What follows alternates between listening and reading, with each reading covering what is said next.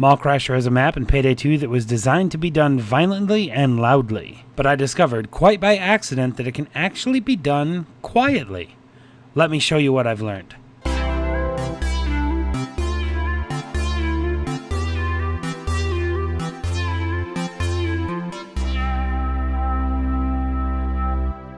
So here's a quick overview of my setup. I'm bringing my saw, my brunetti, my body bags as primary, ECMs as secondary.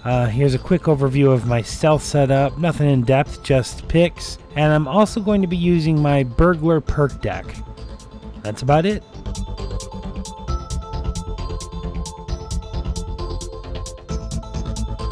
Coming right in the door, the first thing you're going to need to worry about are a couple of security guards. Just don't run into them. Get to the second floor, and we can start the plan.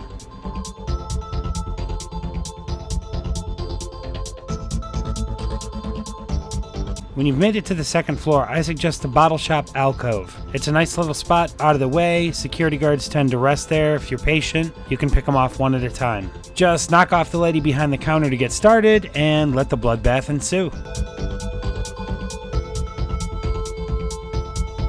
As soon as a security guard heads into your alcove and you have a safe opportunity, take him out. That's what I meant to do for this example, but things got a little out of control. It just accelerated the plan, leading me to kill the two shop owners to the left and right of the alcove, which is what I generally try to do anyway.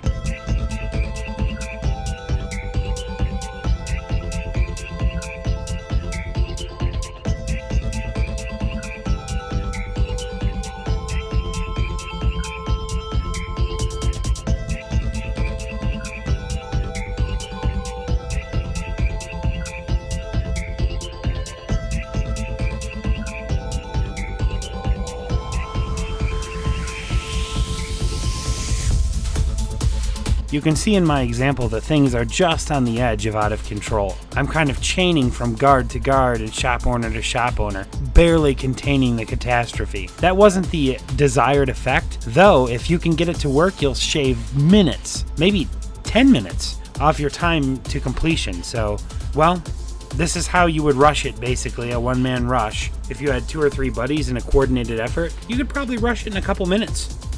Maybe even a minute. Yeah, a couple minutes.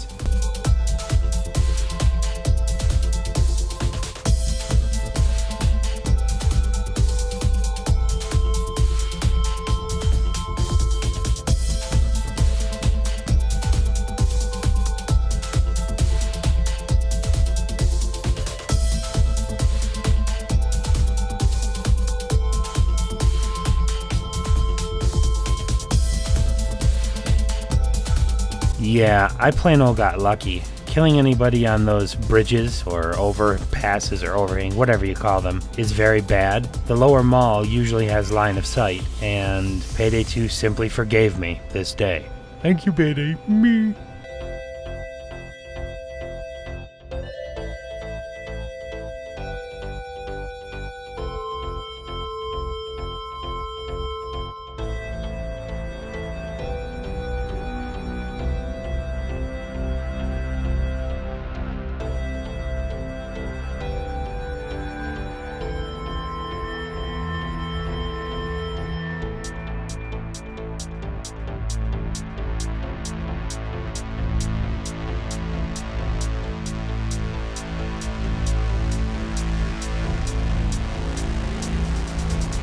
When you're done with the killing, it's time for the breaking. Now, you can break anything inside the stores. Any of the items inside the stores hanging from the walls, the bottle in the bottle shop, the car in the car store, you can beat the heck out of that. The glass cases in the jewelry store, the glass counters in the jewelry store, all those things are fine. Anything glass inside of the stores should be fine. What you don't want to break are the exterior glass items. Any of the store windows, the door windows, the railing glass, the glass that is above everything, the overhead glass. Don't touch any of that stuff, because that glass breaking will instantly alert the people on the first floor.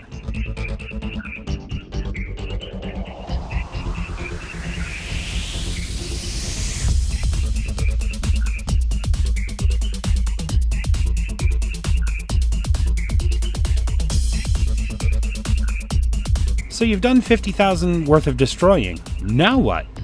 Well, now you get your hands dirty with a little bit of looting, a little personal profit. Down in the jewelry store, you can bust that all up. You can take all the necklaces and jewelry items. There are 3 bags that you can take. Unfortunately, you only get credit for the bag that's on your back. So if there's 3 of you stealthing it, you can take the 3 bags. Otherwise, you're stuck with just the 1 bag. So if you happen to find the money bag that's in one of the safes, if you drill or pick the safes open, there's generally 2 or 3 of them to do in the upstairs stores. And you find the money bag, that's actually worth more money than any of the jewelry bags. So that's the one you would want to hold on to. But Blackout, you say?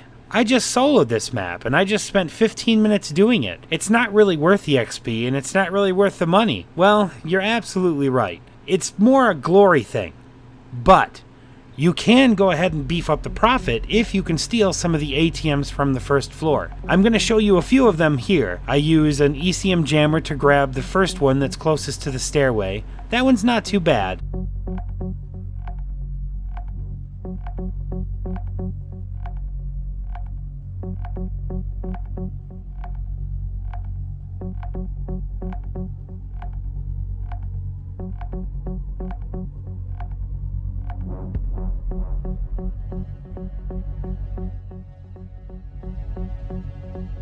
And then I go ahead and use my saw to grab another couple.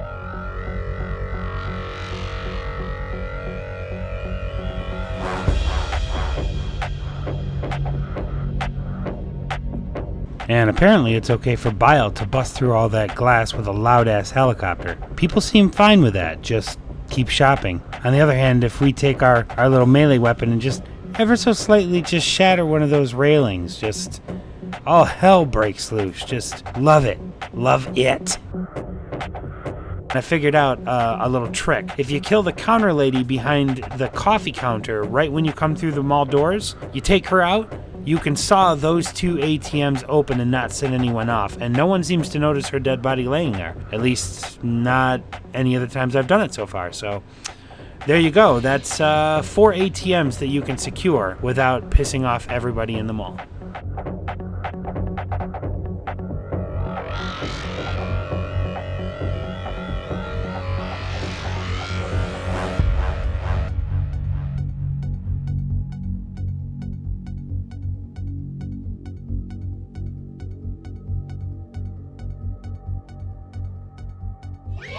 And that's basically it.